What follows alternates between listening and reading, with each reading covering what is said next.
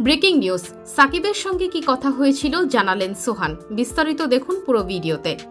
দর্শক, বছরখানেক ধরে দলের বাইরে আছেন সাকিব আল হাসান। তবে জাতীয় দলে খেলতে না পারলেও নিয়মিত খেলছেন বিভিন্ন ফ্র্যাঞ্চাইজি লিগে। সবশেষ গ্লোবাল সুপার লিগ জিএসএল এ খেলেছেন সাকিব।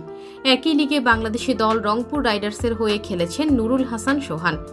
জিএসএল এ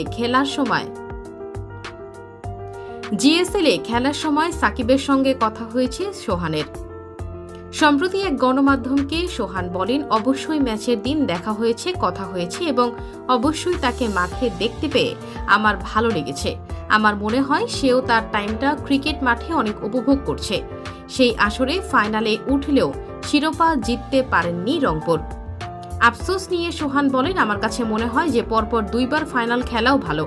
আলহামদুলিল্লাহ, আমরা যদি শেষটা ভালো করতে পারতাম অবশ্যই বাংলাদেশি ক্রিকেটের জন্য একটা বড় অনেক পাওয়া ছিল।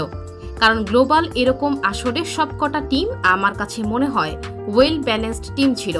তাদের সাথে লড়াই করে ফাইনালটা জিততে পারা অবশ্যই আমাদের বাংলাদেশ ক্রিকেটকে উন্নতির একটা পর্যায়ে নিয়ে যেত। হয়তো আমাদের একটা খারাপ দিন গিয়েছে ফাইনালে।